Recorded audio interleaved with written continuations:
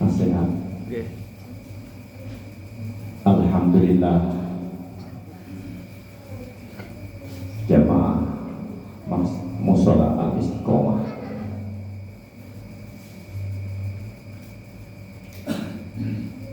setiap sesuatu itu Allah ciptakan ada sebab musababnya.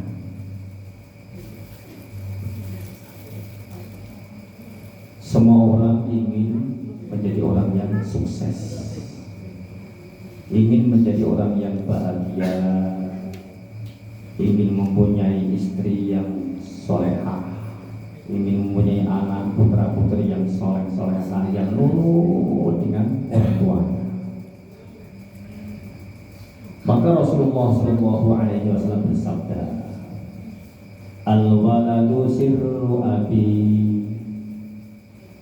Rasulullah, anak itu adalah rahasianya bapak. Jadi kalau melihat anaknya soleh, nurut, oh bapaknya juga nurut kepada Allah, soleh juga. Kalau melihat anak sungguh-sungguh menyenangkan orang tuanya juga mungkin dulunya menyenangkan bapaknya juga. Tapi sebaliknya kalau melihat anak brengkel, susah diatur, masya Allah, tidak ada musibah yang paling besar menurut orang tua kecuali melihat anak-anaknya yang susah diatur. Domongnya orang itu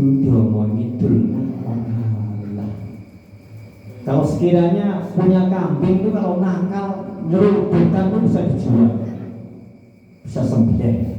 Tapi kalau anak itu diapa-apakan ya anak, dimarahi kayak apa ya anak, nggak diakui ya tetap anak.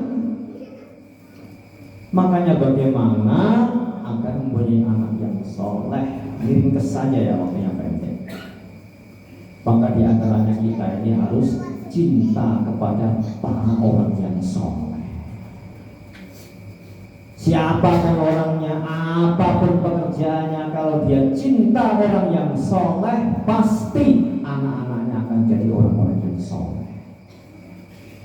Kan habis di awal tadi sebutkan al-waladu sirru abi, anak itu rahasia bapak.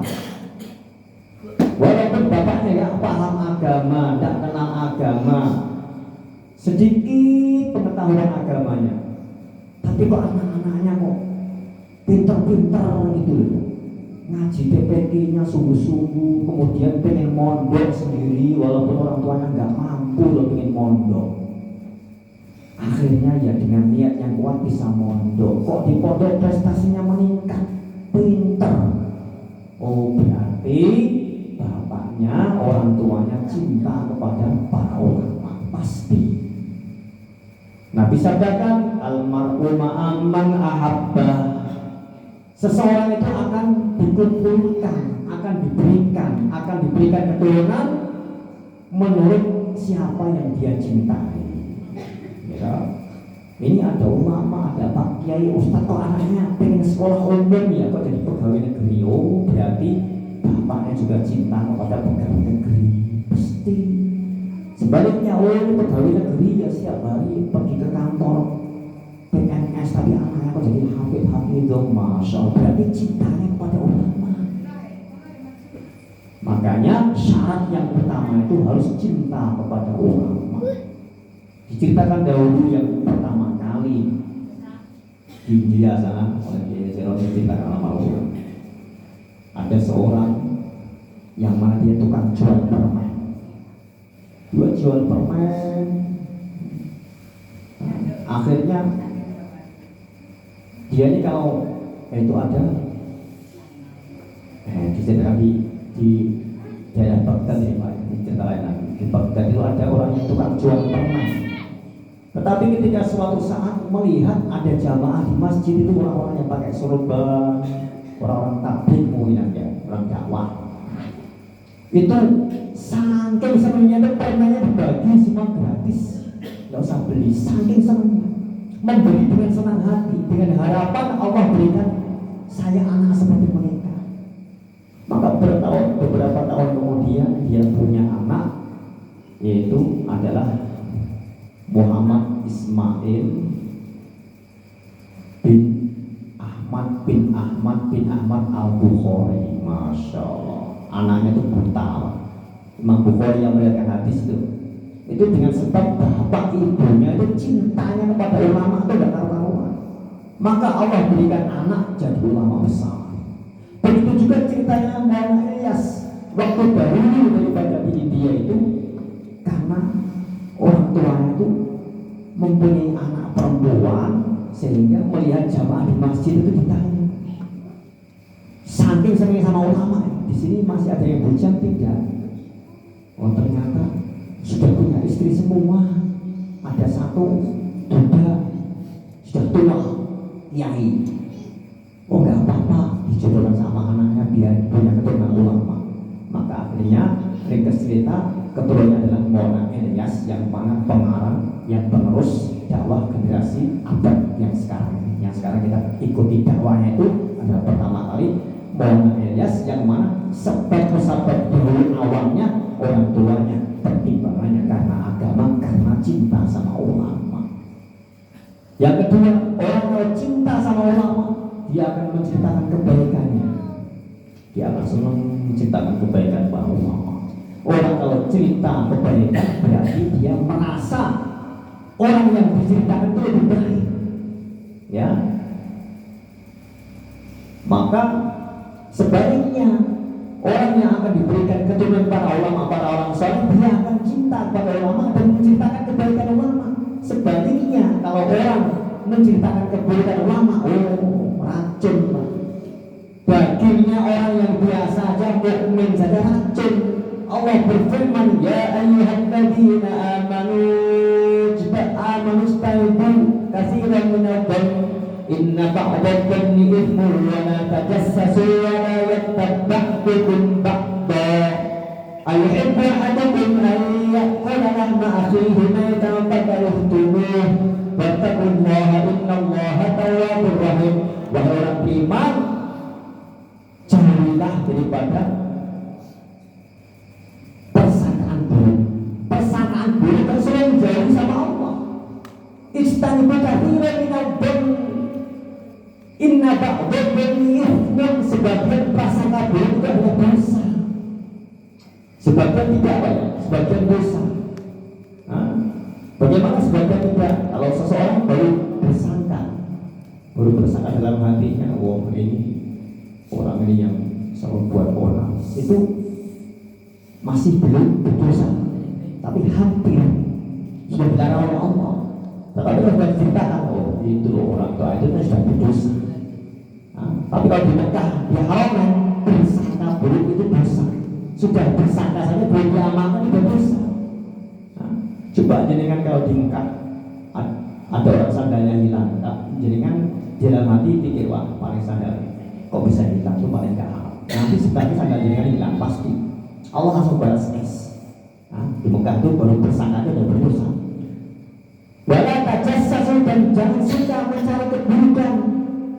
Kalau nggak tahu ya sudah Pak. Kalau orang itu nggak tahu keburukan orang, jangan mencari-cari. Gitu katanya. Itu gimana tuh orang kampung itu yang ada yang begini-begini nggak usah cari. Kalau nggak tahu nggak usah mencari. Maknanya apa? Jadilah tawon, jangan jadi lalat. Kalau tawon itu Pak, dimanapun dia berada, dia mencari sari-sarinya, cari kebaikannya. Tetapi kalau lalat, dimanapun tempat berada, dia cari yang paling buruknya. Maka diri jamaah yang mulia, indah di antaranya pencegahan seseorang menjadi punya anak ulama, di antaranya suka melihat keburukan dan membicarakan keburukan. Sayyidina Umar berkata radhiyallahu anhu bahwasanya jika kamu ingin melihat orang yang paling buruk, maka lihatlah dimanapun tempat berada orang-orang yang bicarakan keburukan orang. Ya, bicarakan keburukan itu adalah seperti makan daging. Makan daging mentah bukan makan bangkai. Kalau kita makan bangkai bangkai kita makan, bangkai apa aja lah, walaupun bangkai ikan ya, bangkai ikan itu halal. Tapi kalau kita makan namanya bangkai busuk, itu pasti akan menimbulkan penyakit. Dan bangkai yang paling banyak penyakitnya adalah bangkai manusia. Ya, jadi kalau orang yang sering bicarakan keburukan orang lain, dia akan banyak sakit, batuk-batuk, dadanya sesak. Kadang paru-paru yang kena, ginjalnya sakit, juga kencingnya nggak normal. Kenapa? Mungkin sebab dia antaranya sering bicarakan keburukan orang. Bicarakan keburukan itu kalau benar namanya ghibah, gitu. Kalau benar itu ghibah, itu benar apa? Tanahnya tenang, justru itu namanya ghibah. Kalau bohong berarti fitnah. Kalau ada orang yang langsung berarti mencaci. Pokoknya bicarakan keburukan itu tidak ada baiknya, jelek tok isinya. Ya kan? Efek sampingnya apa? Jenengan akan punya penyakit hati, suka nggak ikhlas, merasa lebih baik, suka pamer. Ini akan tumbuh semua di dalam hati, disebabkan adalah bicara keburukan saudara kita. Sebaliknya kalau bicara kebaikan orang lain, kita akan mendapatkan kebaikan, anak turun kita akan jadi baik-baik, dan keturunan kita sampai kiamat akan jadi orang baik-baik. Maka di dalam usaha dakwah ini mengajarkan bahwasanya kita tuh hanya diperintahkan bicarakan kebaikan saja, yang keburukan nggak usah dibicarakan, seakan-akan kita tidak tahu apa-apa. Itu saja. Tandanya kalau kita orang baik, maka kita akan ditampakkan kebaikan-kebaikan orang. Tetapi tandanya orang itu buruk, di mana-mana dia akan ditampakkan keburukan-keburukan orang. Maka intinya dia adalah satu yang paling besar. Kalau kita ingin punya anak yang soleh-solehah, maka kita harus cinta kepada ulama, bicarakan kebaikan mereka. Kalau bicarakan keburukan, sesungguhnya adalah siapa yang merasa lebih baik? Orang yang merasa lebih baik itu siapa? Iblis. Kalau orang bicarakan keburukan, otomatis dalam hatinya dia merasa lebih baik. Kalau yang merasa lebih baik berarti siapa? Sifatnya iblis. Kalau iblis, dia kekal abadi neraka. Makanya kalau orang itu bicara keburukan orang, berarti dia ada sifat sombong. Sedangkan sombong tidak akan bisa masuk surganya Allah Subhanahu wa Ta'ala. Cukup Pak ya. Ini intinya saja. Nanti lain waktu bisa disebutkan dan ada unsur-unsur atau syarat-syarat atau cerita-cerita orang-orang yang mempunyai anak-anak yang soleh-soleh. Ya, inilah sedang saya tiru Pak, di mana berada. Kalau orang bicarakan keburukan, ini nggak puasa saja Pak. Kalau puasa itu langsung habis pahala. Tapi kalau nggak puasa sama juga habis pahala Pak. Apakah puasa itu berarti enggak? Makanya kalau kita dibicarakan keburukan oleh orang lain, maka jangan kita marah Pak. Kenapa? Karena kita diberikan pahala tanpa amal. Kalau kita bicara keburukan orang lain, jangan marah. Kenapa? Kita malah bersyukur Pak, kasih hadiah dia bicara keburukan. Kenapa? Karena kita dikasih amal tanpa kita susah payah beramal.